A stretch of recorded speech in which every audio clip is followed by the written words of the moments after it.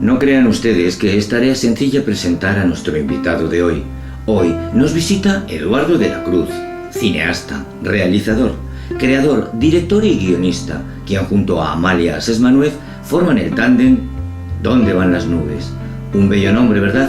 Una productora, según el propio Eduardo, que sin saber por qué les ha acercado en numerosas ocasiones a las tierras de la provincia de Huesca, desde donde han nacido un buen número de proyectos audiovisuales y documentales como Huarga, Río de la Vida, Aragón Inesperado o Lux Sacra, entre otros tantos, y muy especialmente el documental más exhaustivo y completo sobre el origen, la leyenda, la historia y la tradición de nuestra patrona, Santa Orosia. Detrás, una dilatada trayectoria de trabajos para el gobierno de Aragón, Televisión Española o Aragón Televisión. En palabras del propio Eduardo, trabajos que no son sino una declaración de amor hacia unos paisajes y escenarios que siempre van con nosotros y que forman ya parte desde hace muchos años de nuestro territorio emocional. Eduardo es un tipo serio y minucioso, elegante en sus ideas, en lo que piensa, lo que siente y en cómo lo expresa. En su mirada habita ese brillo, ese destello de la curiosidad, de descubrir, de conocer, de experimentar, en definitiva, de vivir, mezclado además con su pasión por los guiones, las cámaras, los planos, los rodajes que a veces no son tan sencillos, para después sentarse durante horas, muchas horas, incluso semanas, en su sala de edición y con todo ese material cocinar historias con bellos paisajes, pero sobre todo, que nos hablan de la aventura, de la propia naturaleza humana. Eduardo de la Cruz, buenos días, bienvenido a la Sala Burnao de la Ciudadela de Jaca. Nació usted en... Circunstancias maternas en Madrid. Insisto en lo de circunstancias maternas porque creo que es un poco azar, ¿no? Mi madre, pues, vivíamos en Madrid, tocó una clínica de Madrid, en un barrio castizo de Madrid, pero podría ser un viaje a su pueblo en Toledo o un viaje al pueblo de mi padre en La Rioja. Circunstancias maternas. Bueno, vamos a comenzar este viaje emprendiéndolo por esos primeros recuerdos conscientes que Eduardo de la Cruz almacena en su consciencia. Bueno, a mí un recuerdo que mis padres siempre me han insistido mucho es que mi abuelo bebía vino en una bota, hablamos de La Rioja, y que yo en un descuido me hice con ella al poco de empezar a caminar y me puse ciego de vino. Y mis padres siempre se acuerdan de esa anécdota, pues yo tendría 1 año y medio o 2. Claro, yo evidentemente no llego tan atrás en el tiempo, no puedo rebobinar, ojalá pudiera, y verme en esos primeros pasos, ¿no?, en la vida. Pero es curioso porque yo me acuerdo mucho más de lo que hice en la infancia o retrocediendo en años que lo que he hecho hace 15 días, ¿no? La forma de ser que tengo, ¿no? Bueno, eso suele pasar. ¿De niño quisiste ser? De niño no lo sé exactamente lo que quise ser. No ha habido nunca un oficio o una tendencia clara hacia nada, nunca. He pasado por muchas vaivenes, desde ingeniero forestal hasta vivir en la montaña, he pasado por muchas cosas. No hay nada concreto, digamos que, no sé, a lo mejor los niños de la época, pues lo típico de futbolista, astronauta o bailarina, o yo qué sé, cualquier cosa, pero no es mi caso ese. No una definición clara de una vocación que luego... Muchas cosas que siempre me han llamado la atención, que he querido hacer, y ahora, digamos, ya más mayor, que sigo siendo un niño en muchas cosas, pues sí que puedo dedicarme a lo que uno descubre sobre la marcha, porque las cosas cuando eres joven evidentemente no están a tu alcance, no conoces para elegir bien, y a medida que vas siendo mayor esa perspectiva va cambiando porque vas tanteando cosas, vas conociendo, y la elección siempre es más acertada. Bueno, y la primera vez que Eduardo de la Cruz vio la Ciudadela de Jaca, ¿qué pensó, qué le inspiró?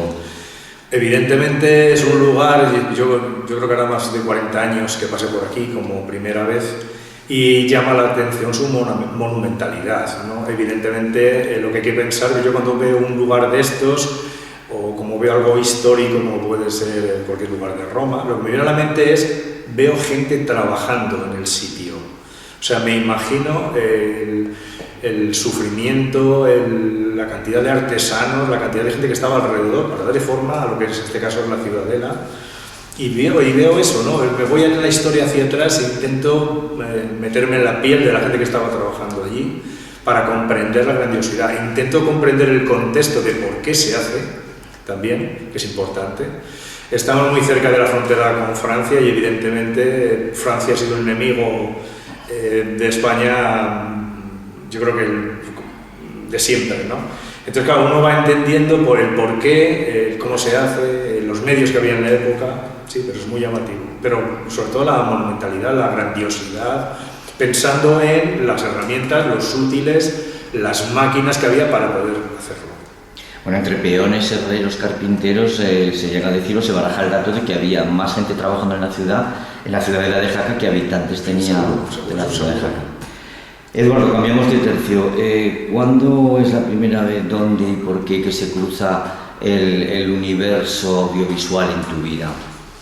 Bueno, yo siempre he tenido una gran afición por todo lo que tiene relación con la fotografía y el mundo del cine, ¿no? Mi primer sueldo lo dediqué a una cámara, por ejemplo, eso es un recuerdo, con 17 años, mi primer sueldo decente, por decirlo así, lo dediqué a una cámara y siempre me ha llamado mucho la atención. Empecé tirando muchísimas diapositivas en blanco y negro, me gustaba el ritual de luego poner un proyector y venir con los amigos a verlo y comentar cada fotografía.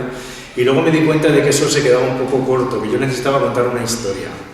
Y eso es lo que te permite hacer el cine. El cine te permite contar una historia que la fotografía, que es más estática, no te permite. Lo puedes arropar con música, lo puedes meter una narración bonita, o sea, el cine te permite ir un poco más allá. Y yo creo que arranca con sobre los 17 años aproximadamente. Hay un nombre bonito, ¿Dónde van las nubes?, que es el proyecto audiovisual, la productora en la cual tú estás al frente, y no sé cómo surge ese nombre, ¿por qué elegiste precisamente ese nombre? Me gustó porque es como muy sugerente, o sea, ¿dónde van las nubes? Es que no tiene respuesta, o sea, me gustó porque es una especie de pregunta que no tiene contestación, porque las nubes es algo etéreo, que viajan, desaparecen, aparecen, y me gustó por eso, ¿no? Es un poco el reflejo de lo que es un poco nuestra vida también. Somos etéreos en ese sentido, somos gente de paso, dentro de 100 años nadie hablará de nosotros, salvo que creemos una historia muy compleja, que eso es difícil, pero somos gente de paso y las nubes es ese símil, al fin y al cabo. Bueno, al final, quiero decir, cuando uno vive y prescinde de ese derecho de trascendentalidad, es cierto, que había aquí hace 100 años, que ahora, quiénes estarán dentro de 100 años, ¿no? Es como más liberador. Un nombre, y aquí sí me gustaría detenerme, un nombre igualmente muy bonito, Lux Sacra, que es uno de tus últimos trabajos. Lux Sacra es un proyecto complejo, porque han sido 4 años de una búsqueda de la narrativa del sol. Es un trabajo en el que ha intervenido mucha gente. Yo no quiero ser el protagonista en absoluto porque hay mucha gente, entre ellos tú, Antonio, que ha hecho varios personajes en la película, pero sobre todo es una idea que parte también de José Miguel Navarro, que se empieza a hacer en modo fotográfico. De hecho, hace unos días se han concedido el premio Félix de Azara, que es uno de los más reputados de Aragón, a la edición de ese libro. Dentro de ese libro irá la película. Pero es un proyecto amplio en el sentido de que hemos contado no solo con la parte visual de lo que hace la luz en las iglesias, en muchos paisajes diferentes, desde el románico o desde la prehistoria, que es mejor dicho, hasta el gótico, pero también intervienen especialistas, doctores de historia del arte, astrofísicos, gente que nos va a ayudar a comprender realmente lo que estamos viendo, ¿no? Pero es un proyecto complejo muy bonito, con muchas etapas muy bonitas, pero he de decir que estos temas que abarcan tanto tiempo, a veces se pierde un poco la intensidad. O sea, cuando estás en un proyecto, que son un mes o un mes y medio, una grabación, lo coges con mucha fuerza desde el primer día hasta el último. Cuando ya pasan 4 años por medio, hay momentos que decae, momentos que sube, y no me gusta aplazar tanto en este caso este documental, pero no nos quedaba otra. También nos cogió el COVID por medio, que hubo ahí un pequeño frenazo, pero bueno, es un proyecto que está guardado en un rincón muy bonito de nuestro equipaje y ya está. Hombre, con una producción alucinante, una tarea de guión increíble, además los testimonios de las personas más expertas, con mucha investigación, porque además se había pues asoleos o fenómenos que no se habían grabado o que no se conocían. Pero creo que es importante que la gente sepa la dificultad de rodaje, de llegar el día preciso a la hora indicada y que encima pues no sé, que no haya... Sí, técnicamente es un poco complicado porque estamos jugando con el umbral de luz que te da para una cámara. O sea, cualquier iglesia, si tú quieres acentuar el efecto de la luz, que originalmente se construye para que brille sobre la oscuridad, tienes que bajar toda la parte técnica de la cámara, adaptarla a esa poca luz que hay, porque ahora en todas las iglesias hay una distorsión a base de luz que estropea el concepto original para lo que se ha construido, ¿no? Y es verdad que ahora los asoleos y todo esto que hemos redescubierto, entre comillas, ha servido y está sirviendo para que la gente aprenda a mirar de nuevo. Es decir, ahora cuando la gente entra a una iglesia, después de ver nuestro documental, lleva otro concepto diferente y le da mucho más importancia a lo que hace la luz dentro de una iglesia, que teníamos algo medio olvidado, y creo que esto está ayudando a que cuando entres en un lugar te fijes en el recorrido de la luz, te fijas por qué la luz señala ciertas cosas. Es un mensaje que de alguna forma hemos recuperado. Y yo me quedo un poco también con el mensaje de que te hace pensar que el ser humano hace 1000 años era también bastante inteligente y bastante ocurrente, y eso se aplica, ¿no?, en la construcción de las... Yo creo que el ser humano prácticamente, no sé, hasta, yo qué sé, igual me voy a 5000 años atrás, éramos exactamente igual. Teníamos 10 dedos, la misma capacidad cerebral, la misma memoria, las mismas habilidades como seres humanos, pero hemos perdido algo que es muy importante y es la observación. O sea, y esto se ha perdido en 2 generaciones. Mi abuelo salía al campo, gente de campo sobre todo, y era capaz de ver cosas que yo ya no veo, porque no sé apreciar, porque por mucho que tenga más formación, entre comillas también, he perdido esa capacidad de por mí mismo explorar la naturaleza. Necesito siempre una aplicación de un móvil o leerlo en algún lado, cuando ellos eran capaces simplemente de cantidad de horas que pasaban en contacto con la naturaleza, sacar conclusiones que hoy no sabemos sacar. Nuestro siguiente título es Aragón Inesperado. Yo que he tenido la posibilidad de ver alguno de los capítulos, es algo absolutamente sublime. ¿Cómo surge el proyecto de Aragón Inesperado? Bueno, Aragón Inesperado es un proyecto de pequeños documentales que intentan mostrar pues, precisamente lo inesperado, lo poco conocido que hay en las tierras de Aragón, por no ampliarlo más. Busca cosas que son difíciles de coger con una cámara, como puede ser, por ejemplo, la polinización de una orquídea. Parece que es algo sencillo, pero ponte a ello y verás que detrás es difícil, ¿no? Busca sobre todo pues, mostrar a la gente que desde cómodamente su casa pueda apreciar todo lo que pasa desapercibido. Cuando entramos en un bosque, por ejemplo, hay un montón de procesos ahí, la naturaleza está trabajando, funcionando 24 horas al día y durante millones de años, y si nos pasa de largo, a lo mejor nos fijamos en un árbol o el sonido de un pájaro y todo lo demás se nos escapa. Aragón Inesperado lo que pretende es precisamente sacar a la luz que puedas ver, y a la vez que cuando vayas a esos lugares también vuelvo a aprender a mirar, tengas esa capacidad de ver, gracias a lo que estamos viendo en una película, pues que eso está ahí, que existe, ¿no? Y que tengas un poquito más de sensibilidad para apreciarlo. Hombre, desde luego aprender se aprende, entretener entretiene, porque es una belleza de imágenes increíbles. Pero de verdad, cuánta paciencia para llevar a cabo esos calendarios de rodaje, ¿no? Porque me imagino que no es llegar a plantar la cámara y empezar a grabar. Claro, por ejemplo, hay un reportaje que grabamos que se llama Vivir en las alturas, de los últimos que hemos hecho, y claro, intentas recoger lo más duro del invierno, porque los animales que viven allí no te dejan ese margen de voy a subir en primavera algún día que haga sol y bueno, ¿no? Tienes que aprovechar las inclemencias del tiempo, la dureza, porque ellos viven allí, haga bueno o haga malo, su hábitat. Entonces, claro, esas condiciones, pues al final tienes que asumir. También es importante rodearse de gente que te lleva a ver algo que tú no serías capaz de ver, porque son gente que tiene mucha más afinidad con esos temas. Y al final es un equipo de gente que se monta en torno a, o sea, las serpientes, en torno a la naturaleza, en torno a todos estos temas que tocamos, que son los que de alguna forma llevan a la cámara para que la cámara sea testigo de lo que está ocurriendo. Pues no se puede contar más bonito, porque es verdad y es real. Bueno, yo quería llegar a uno de tus trabajos, a mi modo de ver, de los más emblemáticos que hay, que es ese documental, yo creo que el primero y más exhaustivo que hay sobre la figura de Santa Orosia, patrona de Jaca. ¿Cuándo descubriste su figura y cuándo o cómo se te ocurrió el que había que hacerlo, un documental que además había que hacerlo? Bueno, a ver, Santa Rosia, yo no sé muy bien por qué he hecho muchos documentales relacionados con el Alto Aragón, quizá un poco por cercanía, ¿no? Yo he vivido en Madrid mucho tiempo, muchos años, pero en la medida que iba subiendo más y pasaba más tiempo aquí, pues me he centrado en temáticas que son cercanas a nivel de viajar con la cámara, a nivel de contactos, a nivel de gente que te va a ir arropando en ese audiovisual.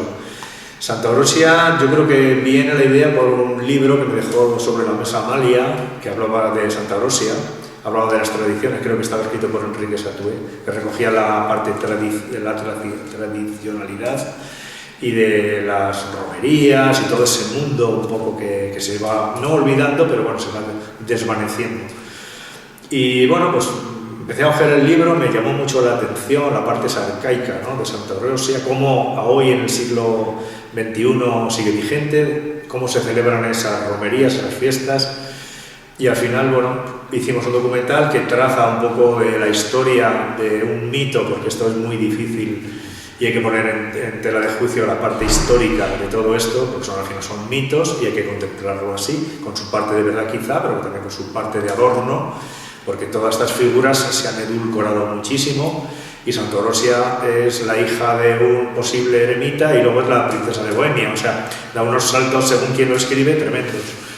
Pero sí que detrás de todo eso, que creo que es lo importante, está la gente que sigue yendo allí con devoción, ya no con esa impronta religiosa que había hace 100 años, ahora ya es una fiesta más familiar, es una excusa para reunir a las familias que ese día se congregan en torno al puerto de Santa Rosia. Y bueno, todo ese puzzle de piezas que forman lo que está alrededor de Santa Rosia me gustó y por eso nos pusimos manos a la obra. Bueno, y además, quiero decir, lo decías muy bien, ¿no? El fervor que se le tiene sobre todo, y te lo digo yo como jacetano, es enorme, porque se cuenta que además Santa Rosia era muy milagrera, y yo me atreveré a decirte que sí. Hay una impronta a lo largo de todos tus trabajos documentales, y es como una intencionalidad entre rescatar, restituir la historia, es como una especie de responsabilidad maravillosa, por otro lado, ¿no?, de difundir cosas que son evidentes pero que la gente no las conoce. No lo sé, yo no sé muy bien, lo he dicho antes, tampoco sé muy bien por qué el Alto Aragón me llama tanto la atención, no lo sé. Es verdad que he conocido a mucha gente en estos años que me han ido redescubriendo lo que es el Alto Aragón. Yo te voy a poner un ejemplo. Tú te vas a caminar por la Sierra de Guara tú solo y bueno, te coges una serie de matices, te fijas, te llama la atención una serie de cosas. Pero si lo haces acompañado de alguien que conoce muy bien el entorno y el territorio, te va a hacer cambiar tu perspectiva, te va a hacer ver cosas que no ves, te va a hacer que te empapes de ese paisaje, ¿no? Entonces en el Alto Aragón me ha gustado redescubrir cosas que llevan ahí toda la vida y que seguirán estando mucho más allá de que sigamos nosotros aquí o no. Y me gustaba dar una mirada diferente a ciertas cosas, que creo que hay cosas que estaba por subrayar, que no se ha hecho, y sobre todo, no lo sé, el Alto Aragón creo que tiene tantos paisajes y tanto contenido que en pocas provincias de España se da esto. No, es que, de hecho, a mi juicio, la provincia de Huesca es la más bonita del mundo. Aparcamos por un momento el tema audiovisual, pero ¿a quién admira Eduardo de la Cruz? Y aquí cabe todo. O sea, no admiro a nadie con nombre y apellidos en ese sentido de admiración, y me gustaría ser como, no. Lo que sí que admiro es el talento de mucha gente, el talento de grandes escritores, el talento de grandes cineastas, el talento de grandes compositores, porque es algo que creo que es innato, o sea, y como eso no se puede manejar, se puede un poco trabajar, pero es un don, y entonces, claro, los dones se tienen o no se tienen. Y es evidente que me hubiera gustado tener un compendio, ¿no?, en el sentido de admiración, de 8, 9 o 10, 15 personas, y sumar toda esa influencia culturalmente y poderla implantar aquí en nuestra cabecita, ¿no? O sea, es una inteligente reflexión, ya lo creo. ¿Cuál es la última vez que has acudido a un cine, a una sala con butacas a ver una película, y qué película? Pues es que he acudido a esa pregunta, te voy a responder con 3 películas porque han sido prácticamente seguidas, y ha sido una de Robert De Niro y DiCaprio que se llama Los asesinos de la luna, si no me equivoco, Napoleón, como no, y Oppenheimer. Creo que son ahora mismo las 3 grandes producciones que merece la pena desplazarse hasta un cine para contemplarla en su máximo esplendor. El cine está hecho para verlo en un cine, voy a insistir en este tema, porque cada vez hay más medios, las cámaras graban con una definición más potente, el sonido se trabaja, todo se trabaja mucho, y me parece lamentable que lo veamos en un teléfono o lo veamos en un ordenador. Creo que el cine está hecho para verlo en el cine, y cada vez somos más perezosos, o nos cuesta más, pero dedicarle a una película de estas que sale una vez al año, o 2, 5, que tampoco hay más, dedicarle un día para ir al cine y en silencio admirarla, pues creo que es una cultura que también estamos perdiendo y que deberíamos recuperar. Oye, en tu opinión, ciudades, pues, te hablo de Jaca, ¿no? Pero Jaca hubo un momento en el cual había 4 o 5 cines en Huesca, Zaragoza. Van cerrando salas. ¿Cómo ves tú este futuro? No sé, al final seremos conscientes de lo que tú dices o acabarán cerrando todas las salas. No sé, es difícil no hacer una predicción de qué va a pasar con los cines. Yo creo que siempre habrá gente de más culto que intentará mantenerse fiel a la industria del cine en el sentido de verlo en su entorno natural. Pues un poco como con la música, hay gente que mantiene los vinilos, por ejemplo, hay una cierta nostalgia también. Todo va cambiando, ¿no? No podemos lucubrar el cine dentro de 200 años, ¿qué va a ser? No lo sé, es muy difícil lucubrar.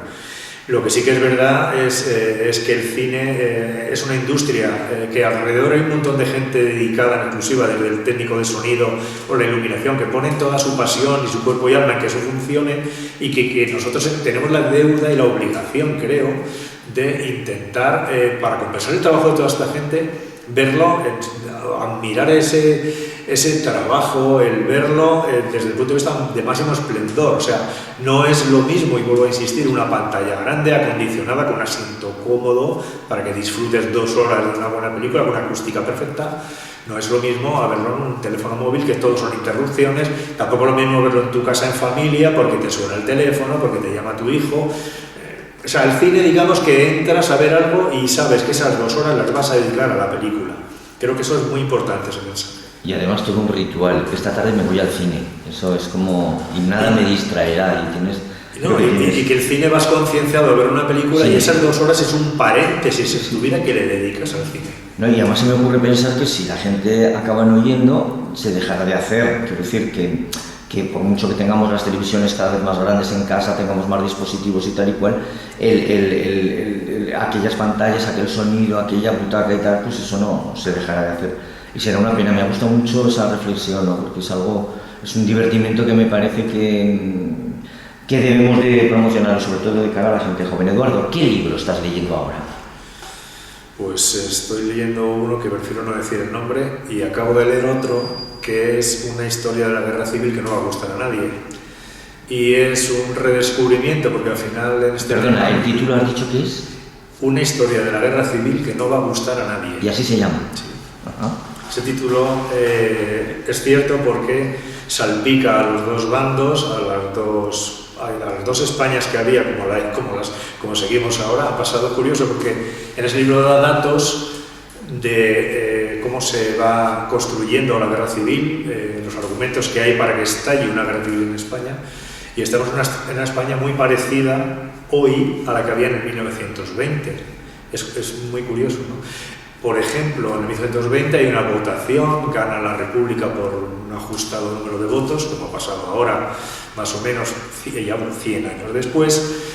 Habría dentro de esos grupos de la derecha, habría gente más a la derecha de la derecha, como pasa ahora, gente más a la izquierda, como grupos anarquistas, como la CNT, como la UGT, que estaban más a la izquierda y no les parecía bien la moderación del gobierno, exactamente igual que pasa ahora, y al final te das cuenta de que, bueno, hay una serie de circunstancias que empujan a 2 bandos, incluso a 2 hermanos de una misma familia, a pelearse entre sí.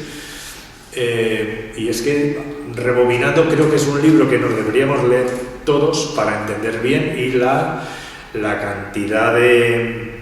Porque al final, debajo de una bandera, debajo de una ideología, hay un ser humano, sea hombre o mujer, con sus miserias, con sus bondades, y no podemos radicalizar, que es el mensaje que hay ahora, de que toda la gente de la izquierda es intelectual, es majísima, o como toda la gente de la izquierda son unos fachas o son retrógrados, es falso. O sea, en la izquierda hay gente muy competente, sensible, culta, y todo lo contrario también. Y a la derecha pasa exactamente igual. Y luego hay un tercio de la población que en esa época de que hablo, de 1900, tampoco votó y que hoy en día tampoco vota. O sea, hay gente que no le gusta la política o que piensa que no va con él, o que lo que hay, ese panorama que tenemos ahora de políticos, no se ve reflejado, ¿no? Bueno. Creo que es una reflexión, una radiografía de la España actual, pero sobre todo de que al final es cierto, debajo de todo eso lo que está es el ser humano, es un ser humano con una u otra ideología. Eduardo, ¿practicas algún hobby además de no sé, de tu vocación? No sé, como lo que hago me gusta, lo contemplo un poco como hobby-trabajo, ¿no? Cuando uno hace, yo creo que es un privilegio el poder dedicarte a lo que te gusta y que encima de vez en cuando te lo recompensen económicamente. Creo que no hay mayor privilegio que ese. Puedes ser un pintor haciendo una obra de arte que está haciendo lo que realmente es su pasión y que encima tengas un reconocimiento, puedas dedicarte económicamente y vivir de eso.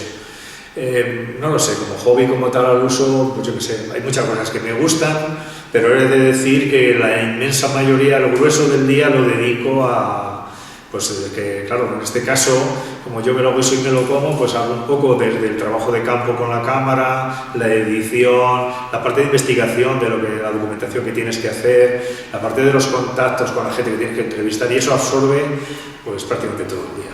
Bueno, a mí me lo ha dicho Pajarito, pero yo también lo he visto. Muchísimas horas de edición, es decir, horas y horas y horas, porque cuando nosotros vemos un trabajo audiovisual o estamos viendo un documental, detrás de cada plano hay una planificación, nunca mejor dicho, ¿no?, de investigación y de sacarlo hacia adelante. Claro, es que son varios trabajos que se van concatenando, ¿no? Pero ahí evidentemente la edición es un trabajo que en el cine pasa un poco desapercibido, porque yo siempre he considerado, aquí damos mucha importancia al director, claro, es el nombre, pero es que el editor puede cambiar la película radicalmente. O sea, tú si el orden de las escenas las modificas o haces una secuencia un poco más larga, un poco más corta, estás haciendo otra película. Cuando vemos una película americana, el editor tiene mucha importancia, siempre va con el director, porque es el que mezcla los ingredientes. El director puede disponer sobre la mesa los ingredientes para hacer la película, pero el que luego los cocina, en gran medida, es el editor. ¿Te cuesta dudar? ¿Vuelves mucho? Sí, es decir, sí, como a todos los artistas, ¿no? Se les pregunta siempre cuántas vueltas le doy. El tener el sentimiento de que has acabado algo, en tu caso. Claro, a uno parte con una idea preconcebida de cómo lo quiere y luego cuando lo intenta llevar, plasmar sobre el monitor, pues a lo mejor hay cosas que ve que faltan, ve que sobran, lo tira, lo vuelve a reconstruir. Aquí no es como tirar una casa y que volver a levantar cuesta más, aquí cuesta menos, ¿no? Pero evidentemente le doy muchas vueltas y hasta que no estoy totalmente convencido, no me gusta sacar un audiovisual que no me guste a mí primero. Si no me gusta, dudo que le pueda gustar a nadie. Por lo cual sí, en la parte de la edición se van muchas horas, a veces es muy tedioso.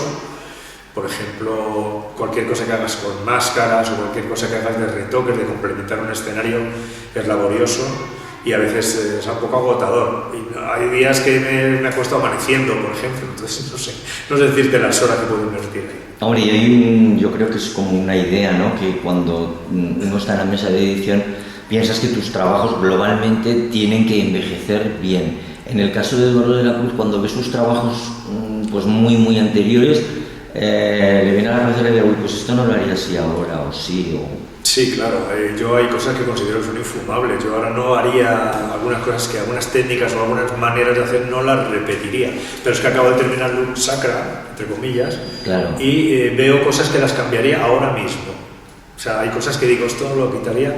Y de hecho he hecho como 6 o 7 versiones diferentes con pequeños cambios para buscar la máxima, o sea, siempre se busca que sea lo más redondo posible, que el mensaje que es una película llegue a nivel visual, a nivel plástico, a nivel de lo que se está contando, a nivel de música, y siempre ves que hay una música que a lo mejor se acopla mejor a ese fragmento, ¿no?, de la secuencia. Y eso es un trabajo que puede ser infinito. Además, en cuanto a ritmo, en cuanto a edición, en cuanto cuidas mucho la música, cuidas mucho el texto, es decir, son muchos los ingredientes que al final visten un trabajo visual, por lo menos de Eduardo de la Cruz. Eduardo, dime, ¿qué no toleras? ¿Qué no tolero? En general, en la vida. Bueno, pues no tolero a la gente que sienta cátedra, porque creo que todos estamos equivocados. Cuando hablamos, todo el mundo asevera, es que todo es así, es que nada es así. No, siempre hay un término medio para todo. Creo en la relatividad, entre comillas, que mencionaba Einstein, aunque él iba por la parte matemática. Creo que todo es relativo, que no se puede sentar cátedra, que no podemos afirmar con contundencia hasta llegar a las manos, voy a decir, que es todo lo que es mi verdad absoluta. Eso es lo que no tolero. Creo que igual que en el gobierno vemos una crispación en cualquier debate, creo que no tiene por qué haber una verdad absoluta, que pueda haber varias y convivir. Y entonces creo que todos tendríamos que ser mucho más tolerantes, estar abiertos a otras ideas que nos gusten más o menos, puedan tener su punto de razón. Y creo que todo pasa un poco por la sensibilidad también. O sea, y eso es una pena que no se pueda enseñar ni se pueda reforzar. Siempre mencionamos mucho la cultura, pero creo que por encima de la cultura está la sensibilidad. Y eso ayudaría primero a entendernos mejor, a que la comunicación fuera mucho más sana, entre comillas, y no, sobre todo no faltando al respeto a nadie. Y si tenemos una creencia en una ideología o lo que sea, pues no intentar aplastar al otro con nuestras ideas, sino dejarlas caer y que las macere y las asimile. Es que reflexionaba conforme estabas hablando y al final es eso, que eso engloba la sensibilidad, el respeto hacia los demás, la tolerancia, ¿sabes? Y la prepotencia, y es así. Eduardo, hace un momento me comentabas que por una razón que no sabes muy bien, hay un llamamiento hacia la provincia de Huesca en muchos aspectos, en muchos de tus trabajos. Ahora te voy a pedir que me digas pues, un paisaje de la provincia de Huesca, del Pirineo, que especialmente te causó huella. Es que tampoco hay un paisaje en exclusiva. Es que son todos tan bonitos. Claro, hay varios paisajes que siempre me gusta un poco volver, entre comillas. Pero a mí me gusta siempre, me ha tirado mucho la montaña, siempre. Históricamente siempre me ha gustado. Cuando tenía uso de razón y medios, ya estaba por ahí arriba perdido, ¿no? Tenía 5 días libres en Madrid y esos 5 días los dedicaba a perderme por el Pirineo. Pero dentro de eso, de las montañas, es que me gusta todo. Me gusta también los valles, me gusta una zona esteparia de Monegros. Lo bueno que tiene Aragón es que en un lugar, una provincia relativamente pequeña, tienes una infinidad de contrastes, una infinidad de cambios de altitud, de cambios de temperatura, de cambios de cultura, de cambios de comidas increíbles, y eso sí que me llama mucho la atención, que en un espacio pequeño tengas está a tu disposición paisajes y rincones bellísimos. Bueno, y además en el grueso de tu producción, que ha estado siempre muy presente el documental, en el cual yo me imagino que el calcular los planos es algo que se puede hacer, pero bueno, últimamente has empezado a trabajar con actores. Tengo yo curiosidad por saber cómo has vivido esa experiencia de trabajar con actores. Bueno, yo no puedo decir que tenga una gran experiencia en el tema de actores en el mundo cinematográfico, porque yo me he dedicado más un poco al documental y los actores ahí es más recreación, pero bueno, lo poco que he hecho con actores creo que al final es una especie de acuerdo mutuo, ¿no? Al actor le gusta como ser humano que le traten de una manera, y como es algo recíproco, pues cuanto más a gusto y el ambiente que se cree sea más benévolo en todos los sentidos, pues siempre es más fácil para todos, ¿no? Yo nunca he considerado un rodaje como algo distante. Siempre he considerado que es un equipo de trabajo donde tenemos que cenar, almorzar, dormir, lo que haga falta, porque es una pequeña familia que se va a juntar una serie de días y que hace que todo sea más fluido, que sea más fácil a la hora de afrontar cualquier cosa. Bueno, pues claro, en toda esa dilatada trayectoria tuya, pues has conocido a muchísima gente. Dime alguna persona, algún personaje de los que has conocido, de alguna entrevista, de algún reportaje, de algún documental, que te impacta especialmente. Hay mucha gente que me ha impactado, porque claro, cuando conocemos a un actor o a alguien mediático que sale en la tele, le conocemos a distancia, no tenemos esa relación cercana que hace pasar varios días con él en un lugar, ¿no? Que ya es cuando entras en el cuerpo a cuerpo y te acercas a esa persona. Me ha sorprendido, por ejemplo, el humor de José Sacristán, el humor increíble. Detrás de la cámara. Detrás de la cámara, las anécdotas, los chascarrillos, el cómo en un momento se hace con todo el personal y nos hace que nos caigamos de las sillas de la risa y no podamos seguir cenando, por ejemplo. Me ha encantado la sensibilidad de Manuel Galiana, creo que es una persona muy cercana, que da gusto, te sientes un poco como si fuera tu padre en el mejor sentido del término. Me ha gustado la humildad y sabiduría de Eduardo Martínez de Pisón, creo que de las pocas personas que si hubiera que poner el adjetivo de sabio sería él, y cómo es capaz de en un viaje o cualquier caminata que hagas con él de enseñarte infinidad de cosas que a ti se te escapan, ¿no? Y podía ser con una lista muy larga, pero bueno, esa al final es la suerte de poder, cuando grabas un documental, como normalmente a toda la gente con la que cuentas el proyecto le suele gustar, pues es fácil que se sumen a la aventura, ¿no? Y ahí es cuando entras ya un poco en el cuerpo a cuerpo y te acercas a ellos y eso te permite conocer mejor a la persona humana que hay detrás del personaje. Al final es lo bonito. Me interesa tu opinión sobre la siguiente cuestión que vamos a abordar. Y es que yo no sé si, porque últimamente en los medios de comunicación y a todas horas y cada vez de una manera pues, más profunda, estamos hablando de la inteligencia artificial. Eduardo, ¿tenemos que tenerle miedo a la inteligencia artificial? A ver, la inteligencia artificial es una herramienta construida por los humanos que está en función de cómo se use, como todo. En su momento se le tuvo miedo al ferrocarril, en su momento se le tuvo miedo a los aviones, pero al final es una cosa que está a nuestra disposición y no se nos olvide. Y es como un poco los teléfonos. Hace poco estuve en una reunión hablando de la adicción de la gente joven a los móviles y es que el concepto pasa porque entendemos que es algo que está a nuestra disposición, no nosotros a la disposición del teléfono, y que hay que poner límites. La inteligencia artificial yo lo veo así. Primero, yo la palabra inteligencia la pongo en duda porque no deja de ser una base de datos que hemos metido los humanos. Vamos a empezar por ahí. O sea, la inteligencia artificial no crea nada desde cero. Solo se limita a día de hoy a fusionar los datos que previamente nosotros hemos introducido y construye algo con lo que le damos. Nunca va a crear, por ejemplo, voy a poner un ejemplo que se entiende rápido. ¿Puedo fusionar en la inteligencia artificial la pintura de Velázquez y la de Dalí? Sí, pero no puedo crear un Velázquez. No puedo crear ese personaje que ha nacido desde cero.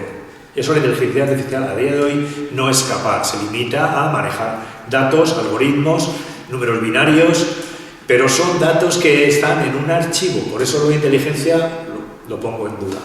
Al fin y al cabo nos pasa un poco a nosotros los humanos. ¿Hay algún Antonio Lotellerín más en el mundo? No, pero sí que hay un compendio. Tú al fin y al cabo estás construido con la memoria de tu padre, con el sentido común de tu madre, con la mirada a lo mejor de tu abuelo materno, o sea, tú eres inteligencia artificial, si lo miramos así. Estás construido con una serie de piezas que hacen que seas lo que hoy eres. Te aseguro que tu explicación de pronto me ha hecho comprender algo que llevo semanas y que yo me había parado un poco en la idea de que si esto se llega a perfeccionar es que nos desborda y nos suplanta a los propios seres humanos. Pero tienes toda la razón. O sea, al final, no sé... Yo creo que la inteligencia artificial, claro, pues vuelvo a lo mismo, es una herramienta como puede ser la informática, se puede utilizar para bien o se puede utilizar para hackear y destruir, ¿no? Claro que habrá gente que la inteligencia artificial le vendrá bien. También es posible que quite puestos de trabajo, también es posible que los aporte. También es posible que a la gente mayor le creemos un holograma y le haga compañía, no lo sé. Todo es un proyecto que quizá el desarrollo, esto acaba de comenzar, acaba de nacer y estamos viendo los primeros pasos de un bebé, ¿no? Ya. A ver, Eduardo, dime, ahora que nadie nos oye, una virtud que creas que tienes. Pues aunque no está dentro del catálogo de virtudes, te diría que la impaciencia. Y hay mucha gente que dice, pero la impaciencia no es una virtud, es todo lo contrario. Bueno, la impaciencia entendida como el deseo de querer hacer cosas porque la vida creo que no es controlable el tiempo, va todo muy rápido y la impaciencia creo que es una virtud hoy en día.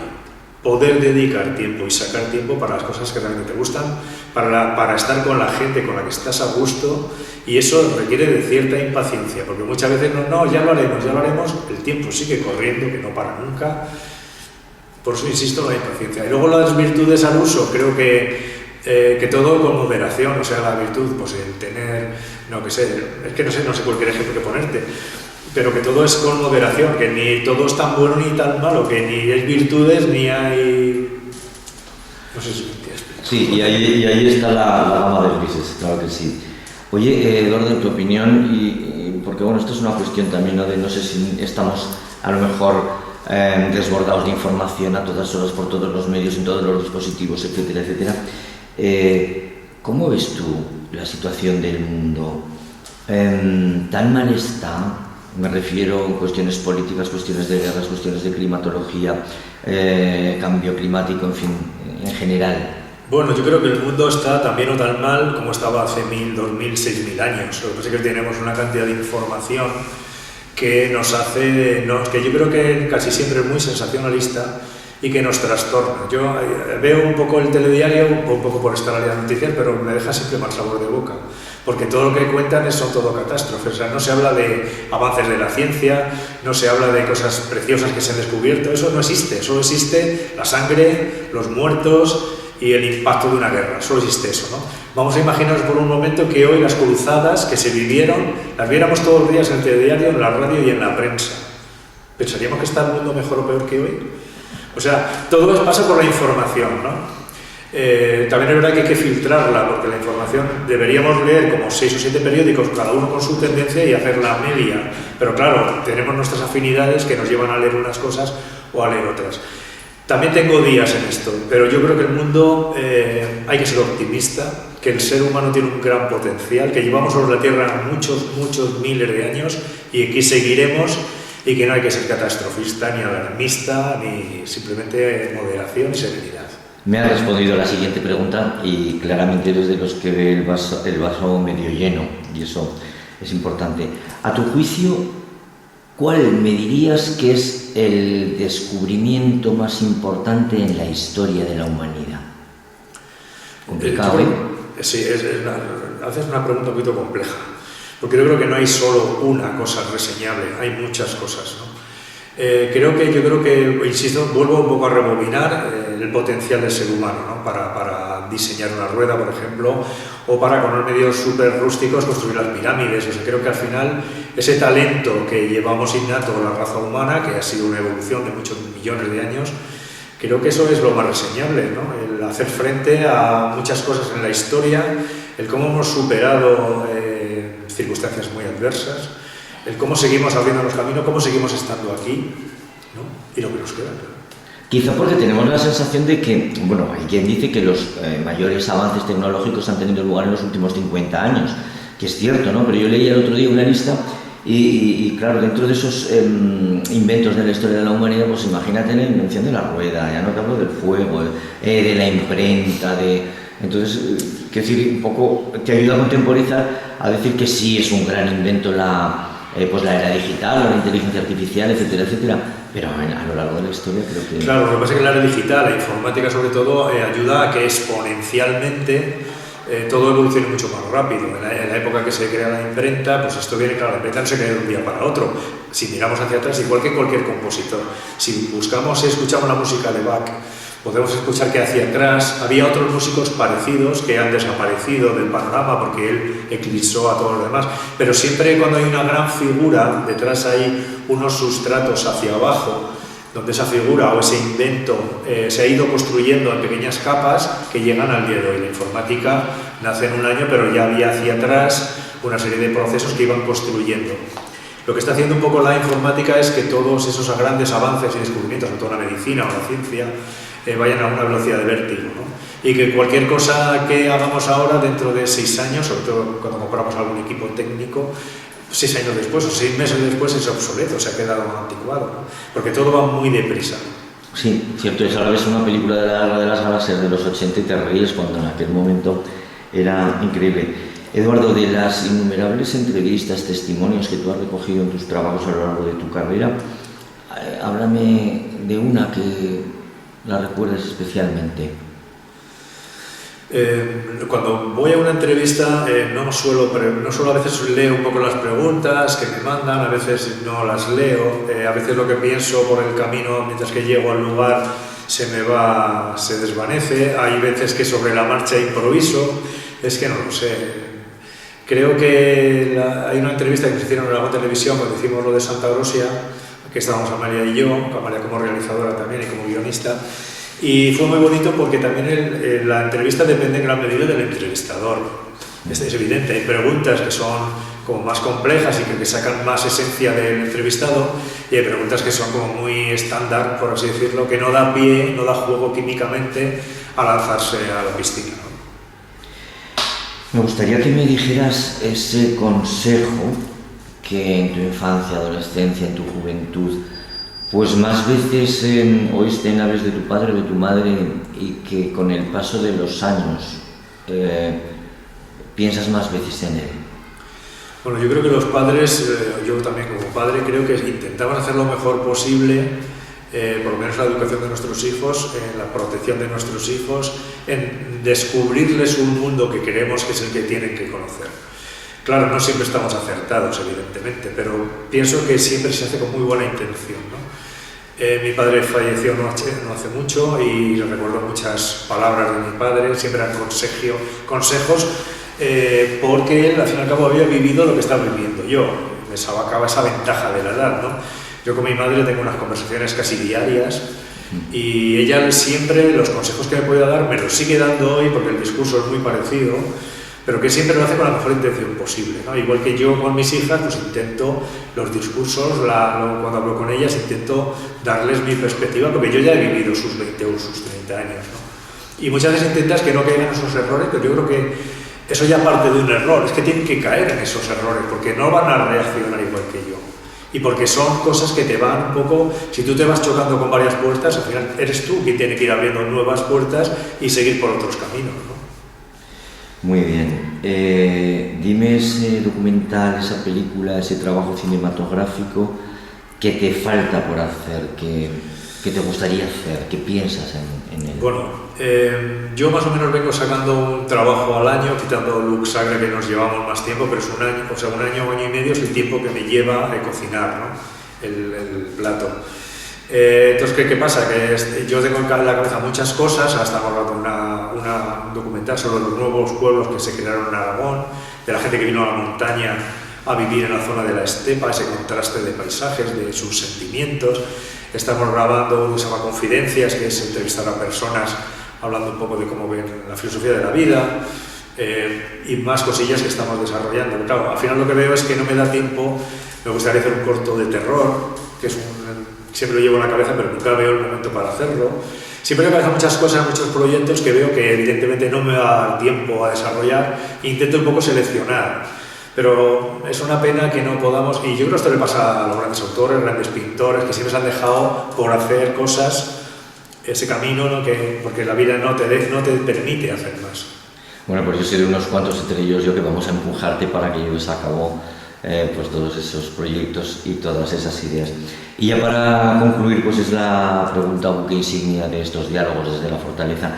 Y es que te voy a pedir que me grabes un mensaje que luego quedará encriptado, escondido y oculto en una de las piedras de las casamatas de la Ciudadela y que casualmente será descubierto dentro de 300 años. En el 2323, en diciembre, aparecerá y dirán: mira, Eduardo de la Cruz. ¿Qué diría ese mensaje? Pregunta difícil. ¿Qué diría? Bueno, ves que es un mensaje que lo llevo conmigo. Yo creo que todos deberíamos ser conscientes de que la vida es un periodo limitado, que está acotado y que tenemos que sacar el máximo partido. Y ese sacar el máximo partido a la vida, ¿en qué se convierte? Pues leer a los grandes escritores, visitar exposiciones de pintura, escuchar obras de música, ir al teatro, ir al cine, intentar llevarse... esto es un poco una canción de Simon y Garfunkel que se llama Bookends, ¿no? Que decía, todo lo que en tu vida te acompaña, todo ese bagaje de cosas, va contigo en una maleta que cuando ya eres mayor la abres y vives un poco en en esa nostalgia, es decir, lo que hayas hecho en tu vida te va a acompañar hasta el final, y los últimos años de tu vida, esa maleta, llevan consigo lo mejor, esas fotografías de tu vida, por así decirlo. Creo que es muy importante llenar la maleta lo máximo posible y de la máxima calidad de cosas posibles para que tu vejez la afrontes mejor. Pues Eduardo de la Cruz, muchísimas gracias. Tengo que decirte que ha sido todo un placer el mantener esta entrevista, este diálogo contigo, y hasta aquí ha sido tu semblanza. Muchas gracias. Eduardo nos ha contado el susto que debieron de llevarse sus padres cuando a hurtadillas y con poco más de un año se hizo con la bota de vino del abuelo y echó a correr. Hemos sabido que su afición al mundo audiovisual nació fruto de su pasión por la fotografía y el cine, y que con su primer sueldo se compró una cámara fotográfica. Que el último libro que ha leído es Historia de la Guerra Civil Española, que no va a gustar a nadie. Sí, así se llama. Que es un libro que deberíamos leer todos, porque al final, detrás de las ideologías, se esconden las personas, con sus grandezas y con sus miserias. Que la España de los años 20 no era tan diferente a la España actual. Por eso es importante la reflexión, para no caer de nuevo en los mismos errores. Nos ha dicho que no sabría qué rincón de Aragón escoger, que de toda la vida lo que más le ha gustado es coger su mochila y subir a las montañas, a los Pirineos, sobre todo en una provincia como es Huesca, tan bonita y tan diversa. Eduardo piensa que no tenemos que tenerle miedo a la inteligencia artificial, porque no dejan de ser archivos con datos que hemos creado nosotros, y que al final encontrará su hueco. Y además, la inteligencia artificial aún no es capaz de crear por sí sola ningún Velázquez, al menos de momento. Muy sabiamente, Eduardo ve el vaso medio lleno en cuanto a la situación actual del mundo, porque quizás, si en la época de las cruzadas hubieran tenido tanta información como la que tenemos nosotros ahora, las cosas no hubieran sido tan diferentes. Eduardo, qué placer hablar contigo, qué lujo que el destino te haya traído hasta nuestras tierras y que gracias a tu trabajo nos ayudes a conocer, a amar y perpetuar nuestros paisajes, nuestras tradiciones y nuestra historia.